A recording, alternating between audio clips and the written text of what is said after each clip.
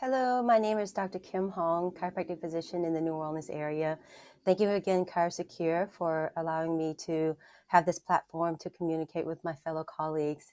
In today's show, I'd like to talk about how diversity in being able to speak different languages can be beneficial for not just your practice, but also the people in the community. I've been practicing for about 21 years. When I first started practicing in the clinic, that after I graduated, the clinic itself saw mainly English speaking patients, as do most offices. And a little bit of history about myself. In a show that I did prior, I have mentioned that both my parents are immigrants from Vietnam. During the fall of Saigon in 1975, they fled Vietnam and they came to the United States. They had two of my siblings at that time, and then once they were here in the United States, my mom and dad had another five children.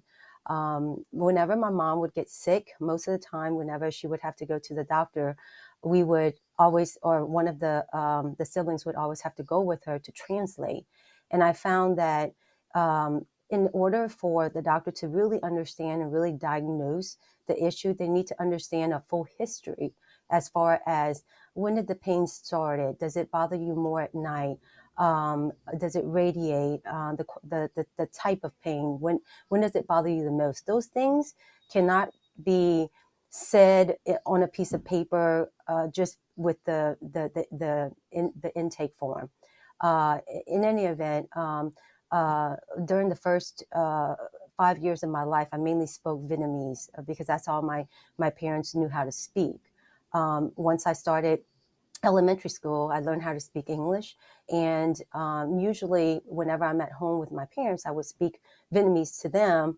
And of course, whenever I was at school, I would speak English. So there was a combination. Um, Whenever I was in my 20s, I unfortunately lost both of my parents. And at that time, I did not really need to speak the language anymore. Fast forward, I graduated from chiropractic school, and then I went to practice at an amazing practice. I learned so much from the doctor that employed me. But again, it was mainly English speaking patients. It wasn't until I started my private practice that I found that there was a need for a Vietnamese speaking chiropractic physician. I'd also learned a little bit of Spanish prior to that as well too. Once I started my private practice, I knew that there was a need, so I started to advertise in the Vietnamese newspaper here in New Orleans, and I was able to attract a lot of Vietnamese clients or patients.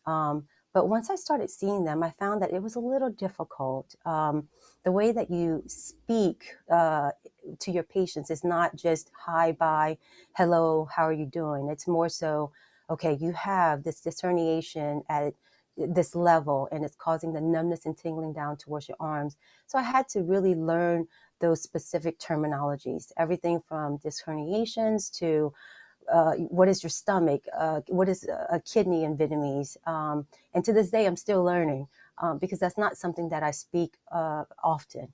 But I find that was something that was needed in the Vietnamese community, chiropractic care. But we need to be able to communicate clearly with these patients. Whenever I hire my staff. Usually, I would always have at least one Vietnamese speaking person in each office. And again, if I'm not here, then at least there's a staff member to be able to communicate. And so that was one of the types of patients that I attract, mainly Vietnamese speaking. On another note, I knew that there was also a need in the Hispanic community. Spanish is probably one of the top five most spoken language in the world. And I think that, a lot of times whenever we travel, there's many places that speak Spanish. And so I find that there was a need in that community as well, too. Now, Spanish is not something that I speak fluently. I have learned some of the terminologies as far as like, where's the pain, lay face up, face down, things of that nature. But I do employ Spanish speaking staff in each of the offices. So I think that's an easier way for my colleagues to be able to attract those types of patients. On another note, I would tell you that these patients are the most humble.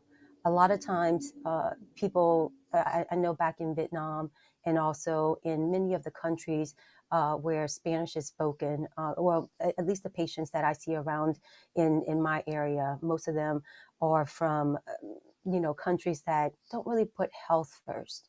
And whenever I'm able to see these patients, number one, being able to explain it to them and for them to understand it, they are so thankful.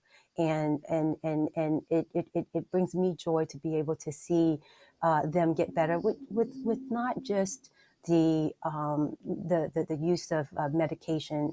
And there's a time and place for it.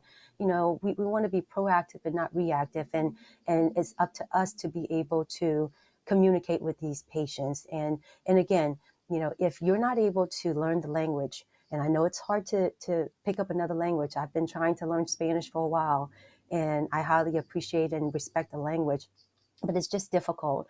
We're very busy with our lives, kids, with our practice. So to learn another, be able to speak the language on a regular basis is really hard to be able just to learn it. So short of us learning it, having a staff member there to be able to translate. There are Google Translate nowadays, but I will tell you it's not the same. A lot of times with the Google Translate, it's better than nothing. However, whenever the patient comes in, it's more like, okay, it's a scale of 1 to 10, it's a 2, or I hurt here.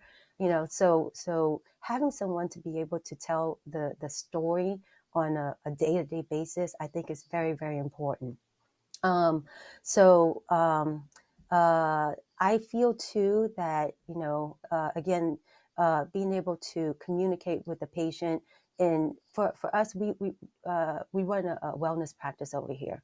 So we don't just treat the patient until the pain is gone. We want to be able to educate them that, we want to be able to get them into not just pain relief, but also into wellness care. And again, in most of the patients that, at least my patients that are mainly Spanish speaking or Vietnamese speaking, they don't really understand that.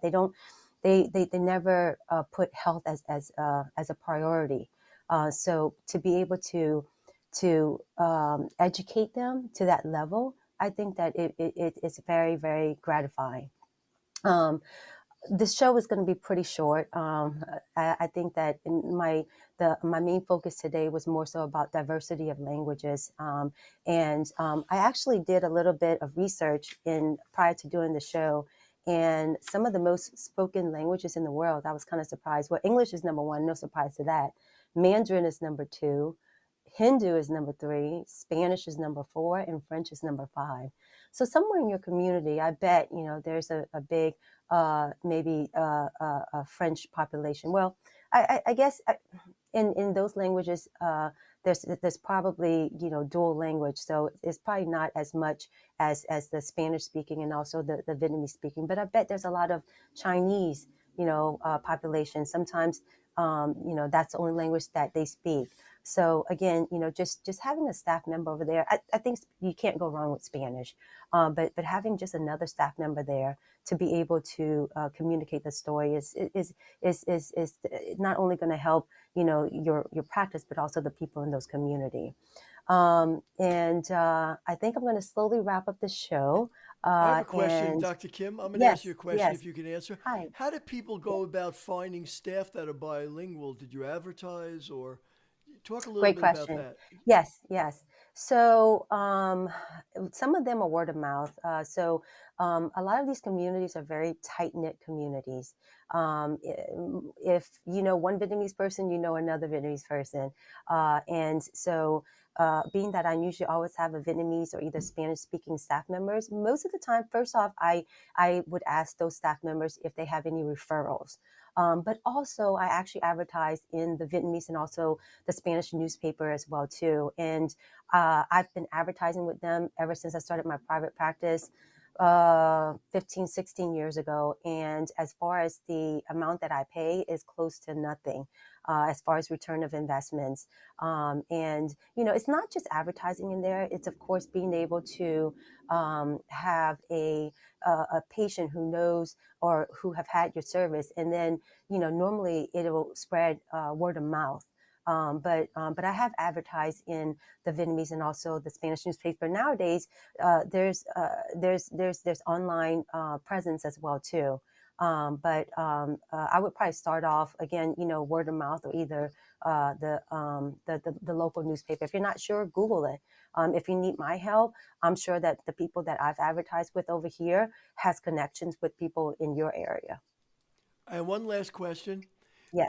Do you find that when you hire somebody that's bilingual, whatever the language is, do you advertise on your website that you're bilingual, that you speak Spanish, that you speak Vietnamese, or whatever? Well, whenever we advertise in the newspaper, the Spanish or either the Vietnamese newspaper, yes, I believe in the Spanish newspaper we do put that we do speak Spanish, and so we don't want to assume the obvious, but in the Spanish newspaper we do put it. Now they can tell I'm Vietnamese, so I think they know that I speak Vietnamese. But it would be beneficial if you do have a Spanish speaking or Vietnamese speaking to put it on uh, to put it on the advertisement and or your website as well too. Absolutely. I wanted to add something in as well too. At the beginning, whenever I started seeing Spanish speaking or either mainly or just Vietnamese speaking patient, I would tell you it was a little difficult because your reported finding is not, it just doesn't flow out. It takes a little bit more time. But again, I would tell you that as you continue to do the reported findings, you'll see. And with the person, let's say if I have my Spanish speaking staff in the room with me, I'll speak and she knows what I am about to say. And so she's able to take over the conversation. And then I pretty much kind of point out as far as where I feel the issues, what your treatment plan is going to be. She then takes over because she understands the financial options that the patient has. But be a little patient at the beginning. I remember whenever I first started with my Spanish speaking, I would be in there for probably maybe half an hour because I would try to speak it and then have to wait for them to translate and then speak again. But again, now that I do have staff members who have been with me for some time, they do understand and have been or have done a report of finding for me already. So be patient, but it'll pay off in the end. Again, I've been doing it for the last 15, 16 years, and I truly love being able to help the patients in those communities. They are very, very thankful. They are super, super hardworking as well too. Okay. Any other questions, Alan? Okay. So I'd like to thank Cairo Secure again for giving me this opportunity. I wanted to say that at the beginning, whenever I was asked, I'm a little shy in front of the camera, but I find that whenever you find hesitation and you said that you don't want to, you should do it. So I want to advise my colleagues, be comfortable being uncomfortable. I think that's how you grow as a person. And I remember my first show, Alan, he probably remembers as well too.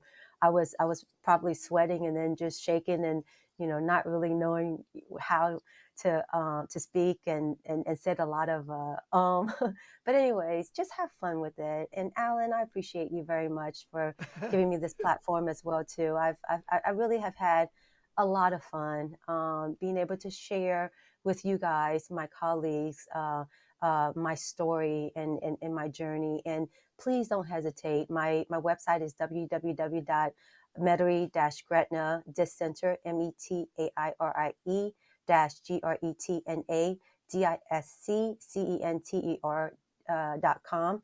On there, you'll have a link to communicate with me. And the last thing that I would say too is, find something that you're passionate about. I mean, recently for me, I've been able to specialize in disc injuries, and I'm having so much fun seeing these patients, not seeing these patients, being in poor health, but it's been so gratifying. I have enjoyed practicing more so now than ever, and that is because what we do matter, and I'm able to see 12 millimeter disc herniation patients get better naturally without the use of surgery. And to me, that makes me feel like a superhero. And but it doesn't come easily. It takes a lot of hard work. There's a lot of seminars and studies and things of that nature. And recently, if you guys want to know more about it, I'm actually one of the doctors with Disc Centers of America. But if it's not that, find something else that you're passionate about. Your patients can see your enthusiasm. It bleeds through. And I didn't realize this, but my coach, Coach Bob, said that whenever you're feeling down, whenever you're feeling exhausted and tired, it's going to bleed through. It's going to bleed through, and your patients will feel that. And so bring your A game. I encourage all of my fellow colleagues to be the best that you can. And, our profession is an amazing profession. And, we are able to do so much um, that and the world needs us. So go out there and reach for the stars. And again, I'm here if you guys have any questions for me. I love to be able to communicate with my colleagues and help one another out. So thank you so much.